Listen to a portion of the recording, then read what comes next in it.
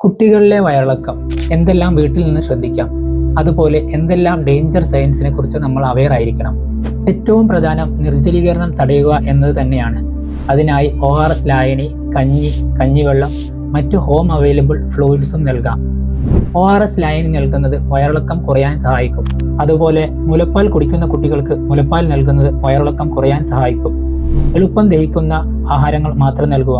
ഉദാഹരണത്തിന് വേവിച്ച അരിഭക്ഷണം, പുഴുങ്ങിയ പച്ചക്കറികൾ, പഴങ്ങൾ എന്നിവ നൽകാവുന്നതാണ്. അതുപോലെ മധുര പലഹാരങ്ങൾ, മധുരപാനീയങ്ങൾ, ചായ, റോ ഫ്രൂട്ട്സ്, റോ വെജിറ്റബിൾസ്, എണ്ണക്കടികൾ ഇതെല്ലാം കൊടുക്കുന്നത് പൂർണ്ണമായും ഒഴിവാക്കേണ്ടതാണ്. എന്നാൽ കുട്ടിക്ക് വയറിളക്കം അധികരിക്കുകയോ കഠിനമായ പനി, കഠിനമായ വയറുവേദന, നിർത്താതെയുള്ള ഛർദി, അമിതമായ ക്ഷീണം, അപസ്മാരം, മലത്തിൽ രക്തം കലർന്നു പോവുക, അതുപോലെ മൂത്രത്തിന്റെ അളവ് കുറയുക തുടങ്ങിയ ലക്ഷണങ്ങൾ ഉണ്ടെങ്കിൽ ഉടൻ തന്നെ ഒരു ഡോക്ടറെ കാണേണ്ടതാണ്.